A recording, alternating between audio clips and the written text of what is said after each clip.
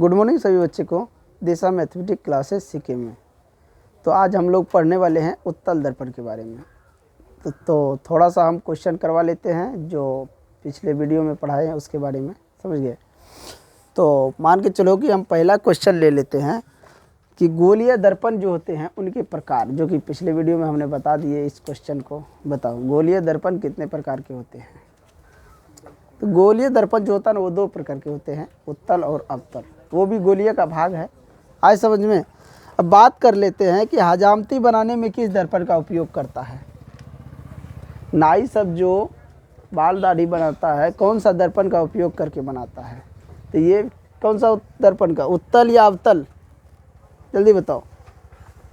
तो पिछले ही वीडियो में क्या बताए हैं कि अवतल दर्पण का उपयोग करते हैं हजामती बनाने के लिए, नहीं बाल दाढ़ी जो बनाते हैं नाई हो। किस दर्पण को हम पर्दे पर उतार सकते हैं, यानी प्राप्त कर सकते हैं। कौन सा दर्पण को, किस दर्पण से जो प्रतिबिंब बनता है, किस कोई भी दर्पण ऐसा हो जिससे प्रतिबिंब बनता हो और उसको हम पर्दे पर उतार सकते हैं। ऐसा सवाल है मेरा, बताओ जल्दी बताओ। किस प्रतिबिंब को हम पर्दे पर उतारेंगे, वास्तविक। और कौन सा ये वास्तविक प्रतिबिंब कौन दर्पण बनाता है, जल्दी बोलो। अवतल, समतल, उत्तल। समतल दर्पण कैसा प्रतिबिंब बनाता है, समतल, काल्पनिक। अवतल दर्पण काल्पनिक और वास्तविक दोनों बनाता है। और अवतल दर्पण जो प्रतिबिंब बना रहा है वास्तविक, उसको हम पर्दे पर उतार सकते हैं। अगला है, प्रकाश की चाल सबसे अधिक किस में होता है। प्रकाश की चाल सबसे अधिक, जल्दी बोलो। निर्वात में, हवा से भी शून्य हो उसमें, समझ गया। अवतल दर्पण की फोकस दूरी कैसी होती है। या ध्यान रखना कि उत्तल दायां साइड बनाता है तो धनात्मक हो जाएगा, अवतल बायां साइड बनाता है इसलिए क्या हो जाएगा, ऋणात्मक, समझ गया। तो अवतल दर्पण की फोकस दूरी ऋणात्मक, उत्तल दर्पण की फोकस दूरी धनात्मक। ये प्रतिबिंब दायां साइड बनाता है और अवतल बायां साइड बनाता है, ऐसा समझ में। अगला क्वेश्चन है, अवतल दर्पण किस प्रकाश के प्रतिबिंब, कह रहा अवतल दर्पण से किसी प्रकार के प्रतिबिंब मिल सकते हैं। अवतल दर्पण जो है उससे किस प्रकार के प्रतिबिंब मिल सकते हैं, कैसा कैसा, जल्दी बताओ। कैसा कैसा प्रतिबिंब मिल सकता है, काल्पनिक, वास्तविक, ये दोनों प्रकार के बताएंगे नहीं। अवतल दर्पण जो है ना उससे दोनों प्रकार के प्रतिबिंब मिल सकते हैं, वास्तविक भी मिल सकता है और काल्पनिक भी मिल सकता है समझ में। अब हम लोग देखने वाले उत्तल दर्पण, समझ गया। तो उत्तल दर्पण कैसा होता है। उत्तल दर्पण का सतह जो होता है बाहर की ओर उभड़ा रहता है या अंदर की ओर धंसा होता है, जल्दी बोलो। उत्तल जो दर्पण होता है उसके परावर्तक सतह अंदर की ओर धंसा रहता है या बाहर की ओर। तो देखेगा तो उत्तल दर्पण के परावर्तक सतह बाहर की ओर उभड़ा रहता है। और दर्पण के किस साइड पेंट होता है, दायां या बायां। दर्पण के किस साइड पेंट होता है, दायां साइड या बायां साइड। कोई भी दर्पण हो हमेशा बायां साइड, दायां साइड पेंट होता है। तो देखो दाएं साइड हमने क्या किया, पेंट कर दिए। इसका बाएं साइड ये हो गया। तो जब अगर दर्पण की बाएं साइड प्रतिबिंब बनता हो या फोकस हो, तो अगर दर्पण के बाएं साइड फोकस है तो धनात्मक हो जाएगा, दाएं साइड है तो ऋणात्मक। ये दो देखो, उत्तल के लिए बायां साइड है तो फोकस तो इधर पड़ जाएगा। जब दायां साइड है उत्तल तो इसमें प्लस आ जाएगा, इसमें अवतल में माइनस, ये याद रखना। अवतल के लिए माइनस है फोकस दूरी और उत्तल के लिए प्लस है, ये याद रखना। अवतल दर्पण में फोकस दूरी ऋणात्मक होती है, उत्तल दर्पण में फोकस दूरी धनात्मक होती है, इतना याद रखना। अब अवतल दर्पण के उपयोग को लिखते हैं। उत्तल दर्पण का जो उपयोग होता है कहाँ होता है, इसका उपयोग लिखते हैं। किरण का भी व्यवहार करेंगे लेकिन सबसे पहले इसका उपयोग लिख लो। उसके बाद कुछ ऐसे परिभाषा है जो हम नहीं बताए, जैसे दर्पण किसको कहते हैं, प्रतिबिंब किसको कहते हैं, परावर्तक सतह किसको कहते हैं, इस सब का परिभाषा इसके बाद हम लिखा देंगे। तो सबसे पहले उत्तल दर्पण का उपयोग लिख लो। उत्तल दर्पण का उपयोग यानी कि कहाँ कहाँ इसका उपयोग होता है, ये हमको लिखना है। जल्दी बताओ, उत्तल दर्पण का उपयोग कहाँ होता है, और इसके उपयोग, और उसके, या बोल दे कि इसके गुण को लिखे, उपयोग और गुण को, चाहे गुणे को लिख लो, उपयोग भी बोले या गुण भी बोले, तो के गुण को लिखे। तो गुण में क्या आ जाएगा कि मान के चलो ये क्या होता है, इसका परावर्तक सतह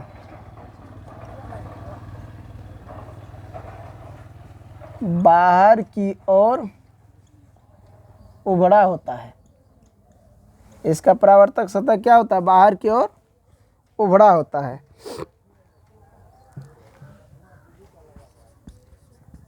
इसकी फोकस कैसे, अभी बताया हो ना, उत्तल दर्पण की फोकस, इसकी फोकस दूरी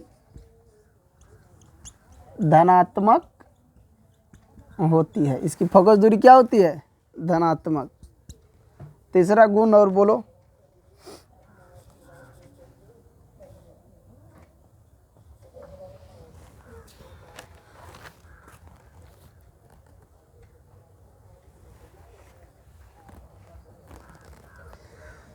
इसमें जो है उत्तल दर्पण जो प्रतिबिंब बनता है, इसमें लिखो उत्तल दर्पण कैसा प्रतिबिंब बनाता है। तो उत्तल दर्पण जो है क्या होता है, इसमें सीधा,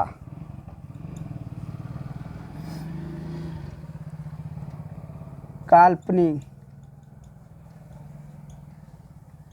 आभासी और छोटा। ये जो प्रतिबिंब बनाता है उत्तल दर्पण, सीधा, काल्पनिक, आभासी और वस्तु से छोटा। कोई भी वस्तु है उसका प्रतिबिंब उससे छोटा बनाता है।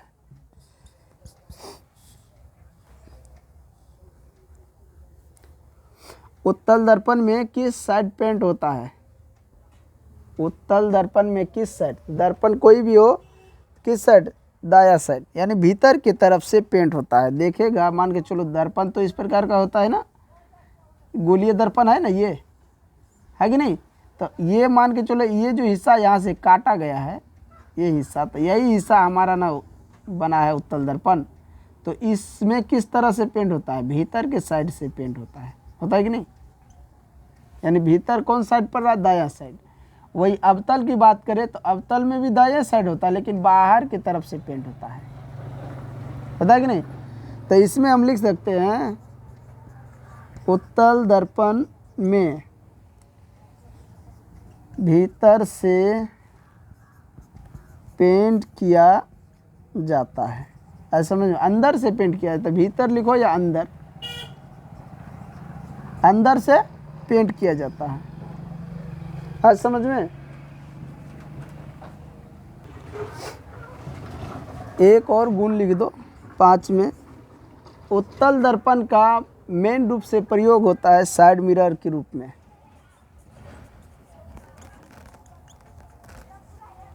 का प्रयोग मेन रूप से यानी मुख्य रूप से कहाँ होता है, तो साइड मिरर के रूप में। कोई भी गाड़ी है उसके साइड मिरर के रूप में इसका मेन रूप से उपयोग होता है। आया समझ में। अब हम लोग एक क्वेश्चन और लेने वाले हैं, उत्तल दर्पण और अवतल दर्पण को के अंतर। उत्तल दर्पण और अवतल दर्पण में क्या अंतर है, इसको लिखने वाले हैं, समझ गया। तो उत्तल दर्पण और अवतल दर्पण के अंतर लिखने से पहले 3-4 डेफिनेशन बोले थे, तो वो हम लिखा देते हैं, उसके बाद जो है अंतर लिखा देंगे, समझ गया। यहाँ तक गुण लिख लिया है ना, उपयोग भी होता है, उपयोग भी लिखा देंगे, गुण लिखा देना, उपयोग भी लिखा देंगे। नहीं तुम लोग इसके बाद उपयोग लिखा देते हैं और फिर जो है अंतर है उसके बाद ही डिफिनेशन लिखा देंगे। आज समझ में। चलो यहाँ पे देखो, उत्तल दर्पण का उपयोग भी लिख दिए हैं और अवतल और उत्तल दर्पण में अंतर भी लिख दिए हैं। आए समझ में? तो उत्तल दर्पण का उपयोग कहाँ कहाँ किया जाता है, इसके गुण, उत्तल दर्पण के गुण को पहले लिखा दिया, ये उपयोग है। तो उपयोग कहाँ कहाँ होता है, बहुत सारे जगह होता है, लेकिन 2-4 ठो उपयोग को लिखना जरूरी भी है। अगर पूछ दे कि उत्तल दर्पण का उपयोग को लिखे तो लिखना भी जरूरी है। जैसे मान के चलो यहाँ पे लिखा है पहला उपयोग कि इसका उपयोग साइड मिरर के रूप में, गाड़ी जो होता है कोई भी गाड़ी हो उसके साइड मिरर, जिससे हम पीछे देखते हैं कोई भी व्यक्ति कौन गाड़ी आ रहा है क्या आ रहा है। जब हम गाड़ी पे बैठते, चाहे मोटरसाइकिल हो चाहे 4 चक्का हो, जब उस पर बैठते हैं तो साइड में एक दर्पण लगा रहता है, जिससे पीछे आने वाले गाड़ी हो कुछ भी हो कोई भी वस्तु उसको हम देखते हैं। समझ गए? तो दूसरा उपयोग लिखे हैं कि सड़क या गली में जो स्ट्रीट लाइट, मान के चलो सड़क पे देखा होगा इस प्रकार का रहता है, गली भी हो जहाँ नुक्कड़ उक्कड़ रहता है छोटा छोटा, उस जगह पे लगा रहता है वहाँ रोशनी के लिए। तो इस प्रकार के होते हैं स्ट्रीट लाइट, और उसमें जो है ना जो दर्पण लगा होता है वो उत्तल का होता है। आए समझ में? इसके बाद एक और दिया है कि दूरदर्शी यंत्र जो है, दूरबीन जो होता है, दूर दूर की वस्तु को हम जो देखते हैं उसमें भी उत्तल दर्पण लगा होता है। समझ गया? और चश्मा जो होता है ना, चश्मा में दोनों दर्पण लगता है, उत्तल भी और अवतल भी, दोनों का प्रयोग होता है चश्मे में। समझ गया? तो ये 3-4 गो उपयोग को लिख देना, अगर भविष्य में अगर कभी पूछ दे तो उपयोग लिख देना है। समझ में आया? लेकिन ध्यान रखना कि इसका गुण के बारे, उपयोग के बारे में, प्रयोग, उपयोग प्रयोग एक ही हुआ, उपयोग करो या प्रयोग करो। समझिए? इसके गुण के बारे में भी जान लेना है। अब इन दोनों में अंतर क्या है, तो वही इसका प्रयोग और गुण जो है उन्हीं मिलता जुलता शब्द जो है गुण एक अंतर में लिख देंगे। अब देखो मान के चलो इस जो अवतल दर्पण है तो इसका परावर्तक सतह कैसा रहता है, अंदर की ओर धंसा होता है। उत्तल में बोले तो बाहर की ओर उभरा होता है या उठा हुआ होता है बाहर की तरफ। दूसरी अंतर देखो, इसे अपसारी क्या अभिसारी लेंस कहते हैं, दर्पण कहते हैं, सॉरी, इसको क्या कहते हैं, अभिसारी दर्पण। किसको? उत्तल को। और इसको क्या कहते हैं, अपसारी। ये क्या करता है ना, ये फैलाता है किरण को, अवतल दर्पण फैलाता है दूर दूर तक चारों तरफ। ये उत्तल क्या करता है ना, एकत्रित करता, अपसारी एक जगह, ये अभिसारित करता, दूर करता है। और तीसरा इसमें जो लिखे, इसमें बना प्रतिबिंब वास्तविक काल्पनिक दोनों होता है। उत्तल दर्पण जो होता है ना उसमें क्या होता है, काल्पनिक और वास्तविक दोनों प्रतिबिंब होता है। इसमें बना प्रतिबिंब हमेशा काल्पनिक, केवल काल्पनिक ही बनेगा। उत्तल दर्पण में जो भी प्रतिबिंब बनेगा सिर्फ काल्पनिक होगा। अब अवतल में दोनों प्रकार के होते हैं, तो इसमें दोनों लिख देंगे, इसमें केवल एक ही काल्पनिक होता है। अब मान के चलो चौथा अंतर कि उत्तल दर्पण का फोकस दूरी काल्पनिक होता है और अवतल दर्पण का फोकस दूरी वास्तविक होता है। या ऐसे भी लिख सकते हैं कि अवतल दर्पण का फोकस दूरी ऋणात्मक और उत्तल का धनात्मक। काल्पनिक जो प्रतिबिंब बना रहा है उसका फोकस दूरी धनात्मक, और जो वास्तविक बना रहा है उसका फोकस दूरी ऋणात्मक होता है। आज समझ में? अब इन सबको लिख लिए हो, तुम लोग लिख लो। अगर मैं इसको 2-3 बार पढ़ चुका, कहीं गलती हो रहा है तो तुम लोग को देखने में, तो मैं उसको पढ़ दिया हूँ अच्छे से, फिर से पढ़ देता हूँ। अंतर क्या लिखा है, इसका परावर्तक सतह धंसा रहता है, इसका परावर्तक उत्तल में इसका परावर्तक सतह उठा होता है। दूसरा है इसे अभिसारी दर्पण कहते हैं, इसमें इसे अपसारी दर्पण कहते हैं। 3 नंबर, इसमें बना प्रतिबिंब वास्तविक एवं काल्पनिक होता है और उत्तल में जो प्रतिबिंब बनता है हमेशा काल्पनिक बनता है। चौथी अंतर जो लिखेगा तो उसमें होता है कि उत्तल दर्पण का फोकस दूरी काल्पनिक होता है और धनात्मक होता है, काल्पनिक और धनात्मक। और ये इसमें अवतल दर्पण में जो फोकस दूरी होता है वो वास्तविक और क्या होता है, ऋणात्मक होता है। इतना बात याद रखना। इसको मिटा के फिर मैं आगे बढ़ रहा हूँ। चलो आ जाओ। देखो ये हमारा जो कुछ छूटा हुआ था, समझ गया, तो उनको हम देख लेते थे। समझ गया? तो हमने क्या बताई, कुछ डिफिनेशन जो छोड़ दिए थे। जैसे प्रतिबिंब के बारे में पढ़ा है। अब प्रतिबिंब किसको कहते हैं, तो यही डेफिनेशन यहाँ पे दिए हैं। किसी बिंदु से आ रही प्रकाश की किरण, कोई भी बिंदु से प्रकाश का जो किरण आ रहा है, परावर्तन या अपवर्तन के बाद जिस बिंदु पर मिलती है उसी हमको क्या कहते हैं, हम मिलती है या मिलते हुए प्रतीत होता है, उन सभी को हम प्रतिबिंब कहते हैं। तो प्रतिबिंब दो तरह के होते हैं, वास्तविक और काल्पनिक। अब मान के चलो कोई प्रकाश की किरण किसी बिंदु से आ रहा है, परावर्तन या अपवर्तन के बाद जिस बिंदु पर मिलता है उसको वास्तविक कह देते हैं, प्रतिबिंब। अब मिलती हुई प्रतीत होता है, मालूम होता है कि यहाँ पे मिल रहा है, उसको हम लोग काल्पनिक मिलते। जैसे मान के चलो हम दर्पण में चेहरा देखते हैं, हमारा सेम टू सेम प्रतिबिंब उस साइड बन रहा है।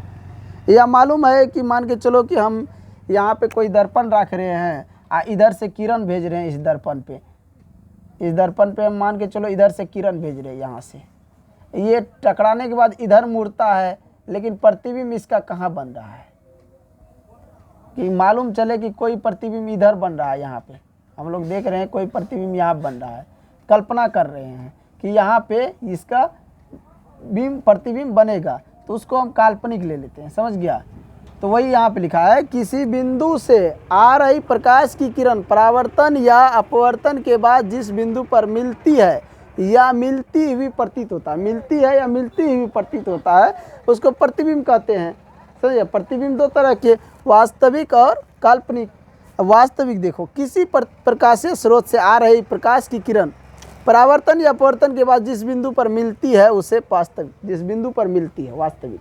और वही यहाँ पे लिखा हुआ है कि मिलती हुई प्रतीत होती है, मिलती हुई क्या प्रतीत, मालूम होती है कि ये वहाँ पे मिलेगा, उसको हम काल्पनिक प्रतिबिंब बोलेंगे। तो काल्पनिक प्रतिबिंब का भी परिभाषा इसी प्रकार होगा, लेकिन यहाँ पे अपवर्तन या परावर्तन के बाद जिस बिंदु पर मिलती हुई प्रतीत होती है या मालूम होती है उसको हम काल्पनिक प्रतिबिंब कहते हैं। और याद रखना कि वास्तविक प्रतिबिंब हमेशा उल्टा प्रतिबिंब बनाता है। वास्तविक जो प्रतिबिंब बनाता है वो हमेशा कैसा बनाता है, उल्टा बनाता है। काल्पनिक जो बनाता है वो हमेशा सीधा बनाता है। वास्तविक उल्टा बनाता है, काल्पनिक सीधा बनाता है। वास्तविक और काल्पनिक प्रतिबिंब में दोनों में क्या अंतर है, इन अंतर को मैं लिखा देता हूँ। तो ये लिख लिए सभी बच्चे, स्क्रीनशॉट ले लो और लिख लो। किसी को कोई दिक्कत हो तो कमेंट बॉक्स में बताइए ज़रूर कि क्या चीज़ छूट गया है जो हम नहीं लिख पाए, समझ गया। तो वास्तविक काल्पनिक प्रतिबिंब किसको कहते हैं। एक और छुटा हुआ है, दर्पण किसको कहते हैं। कभी कभी पूछ देगा कि दर्पण, तो दर्पण का परिभाषा, समझ गया। तो दर्पण का परिभाषा दे देते हैं और उसके नीचे में वास्तविक और काल्पनिक प्रतिबिंब में अंतर दे देते हैं। आज समझ में, इनको मिटा दें। आ जाओ दर्पण के बारे में। तो दर्पण हम शुरू से पढ़ रहे थे, लेकिन दर्पण किसको कहते हैं कितने बच्चे को ये मालूम नहीं, समझ गया। तो दर्पण के बारे में हम लिख दिए, वैसा सतह जो निश्चित नियम के अनुसार प्रकाश की किरणों को परावर्तित करती है। एक निश्चित नियम के अनुसार जब प्रकाश की किरण को परावर्तित करती है जो सतह, उसी को हम क्या कहते हैं, दर्पण। लिखा हुआ है, वैसा सतह जो निश्चित नियम के अनुसार प्रकाश की जो किरण होता है उसको परावर्तित करता है, उसी को हम क्या कहते हैं, दर्पण। ये याद रखना, वैसा सतह, जो सतह निश्चित नियम के अनुसार प्रकाश का जो किरण होता है, समझ गया, उसको अगर वो परावर्तित कर रहा है तो उसको हम क्या कहेंगे, दर्पण कहेंगे। आज समझ में। अब दर्पण तीन तरह के होते हैं, ये भी समझ लो यहाँ कि दर्पण जो है ना तीन तरह के होते हैं।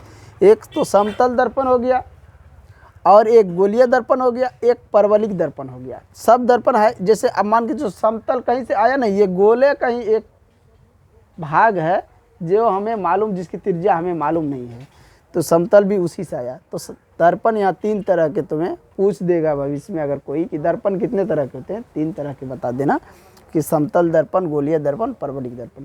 आप पूछता है कि गोलीय दर्पण के प्रकार, तो गोलीय दर्पण दो प्रकार के होते हैं, अवतल और उत्तल, ये ध्यान रखना। आज समझ में।